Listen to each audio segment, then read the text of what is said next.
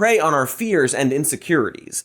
And though they may have hints of truth to them, they ultimately lean on hyperbole or lies. And the thing about moral panics, both past and present, is that they all have a tendency to follow a very similar script. Though you won't see many people these days freaking out about knives unless they're a Vampire and a Blade sequel, the Switchblade discourse of 70 years ago perfectly mirrors the same arguments you hear today about all kinds of horse shit, be it violent movies or video games or dirty song lyrics. Of course, one thing we know from all the data we purchase from Facebook is that our viewers are really smart and well-read, and so we're probably not going to spend a lot of time explaining why a moral panic is silly. Instead, we want to break down the actual anatomy of them so that we can perhaps start avoiding them in the future. That's right, we're going to really dig into moral panics using an intellectual shovel, an incisive pickaxe, and a cerebral switchblade that I just bought on eBay. Step 1. Take a true story and lie about it.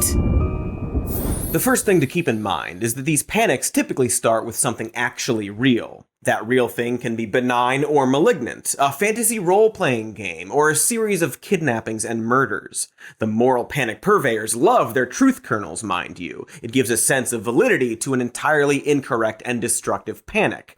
It also makes it harder to argue with these panics because people feel like by recognizing the true parts, they are showing some kind of weakness. The reality is that it's extremely important to understand and acknowledge when a moral panic comes from some morsel of truth, because sometimes that truth is a real thing we should be concerned about, just not in the way these moral panics are trying to spin it. For example, teens and Tide Pods come to mind. Do you remember that panic? It was something the media specifically wanted parents to worry about, and framed as this huge trend. It was often regarded as a deadly challenge.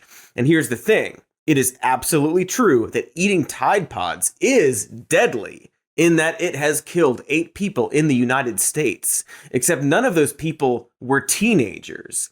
It was a couple of children under the age of 2, and the rest were older people with dementia. And so while there was absolutely a spike in teens poisoning themselves because of this meme, a total of 86 in the beginning of 2018 alone, that number is absolutely nothing compared to Tide Pod incidents among elderly adults who have Alzheimer's or dementia, and way more among children under 5, about 10,500 cases in 2017. You see how, while the headlines are technically using true statements, they completely omit all the context in order to sell a specific narrative. The context being that your boomer parent is more at danger than your shitty teen child. And they are shitty. I mean, just look at them.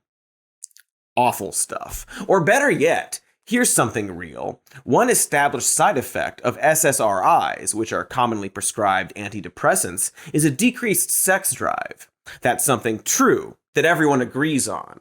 It is acceptable to some people with depression who are seeking treatment, and to others, it's not.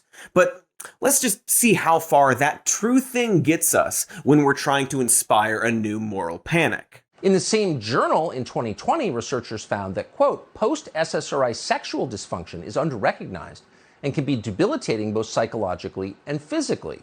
Well, that's kind of a problem, too. If it steals your sex drive, maybe it's stealing your soul? No, ignore it. Only cult members care. Then last year, researchers in Sweden found that, quote, there may be an increased hazard of violent crime during SSRI medication in a small group of patients. It may exist across age groups and throughout treatment periods, and it possibly persists for up to 12 weeks after treatment discontinuation. So even after you stop taking the drugs, you may be impotent, infertile, violent. Geez, okay, so I really don't have time to get bogged down debunking every moral panic, but I simply must spare a few seconds to verbally slap Tucker in his waxy little cherub cheeks. First of all, nobody is saying, ignore it, only cult members care when discussing the sexual side effects of SSRIs. It's a conversation pretty much every patient has with their doctor before they start taking them.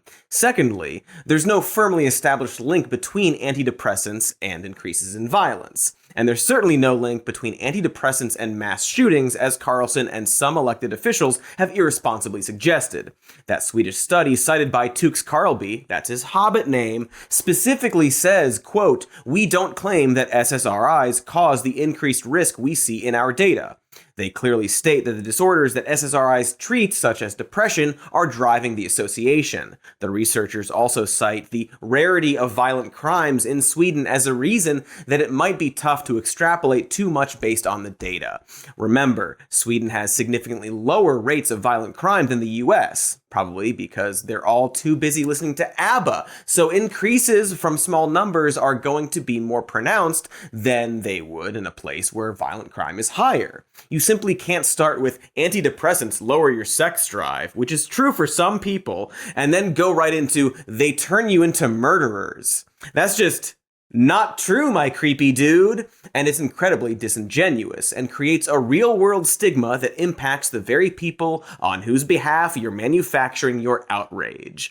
And that kind of disingenuous twisting is the first step in any moral panic. At some point, somebody has to fib or stretch the truth. Probably some teen, am I right? Terrible humans. Don't tell them I said that. But that 40-second clip is duplicated with different topics every night on Twacker's show, or some other also bad show, or in talking points across Twitter, or in your racist Gam's Facebook feed. Compare it to late 2018, when a group of several thousand migrants from Central America approached the US border seeking asylum. Many of these migrants said they were fleeing persecution or threats from criminal gangs in countries like Honduras, Guatemala, and El Salvador. These were desperate people, many of them families with children, taking a huge risk while undertaking an arduous 2,700-mile journey to get to the US. And that part is all true. Nobody is disputing it. But the Trump administration and conservative personalities painted a very different picture of what was happening, extrapolating the real story into a worst-case scenario, casting the migrants as a serious and even existential threat to honest, hardworking Americans, which, once more, is code for white people. General Terrence O'Shaughnessy, who is the head of the U.S. Northern Command, said, quote, "This caravan is different than what we've seen in the past. What we have seen is clearly an organization at a higher level than we have seen before. We've seen violence coming out of the caravan, and we have seen as they pass other international borders, we've seen them behave in a nature that we have not seen in the past." So to restate, the caravan is in fact heavily male and highly dangerous. When the Mexican ambassador says that to public radio, what you're looking at, obviously, is racism, more right-wingery. Just kidding. What we're actually seeing is relentless dishonesty from the very people who are paid to inform us. Your views on immigration will have zero impact and zero influence on a House dominated by Democrats who want to replace you, the American voters, with newly amnestied citizens and an ever-increasing number of chain migrants. Those clips make it very clear what the argument is and who the supposed victims are. And I don't know, it feels like maybe promoting the racist Great Replacement theory to inspire panic in your white conservative audience is a way more likely inspiration for mass shootings than fucking Zoloft. Remember, the entire argument here is based on one piece of evidence, that thousands of people from Central America wanted to immigrate to the United States, literally walking thousands of miles to escape violence, uninhabitable conditions, and extreme poverty. Never mind that in the year 2000, there were far more migrants moving unchecked through the southern border, and that the percentage of single men crossing, as opposed to families including children, was significantly higher back then.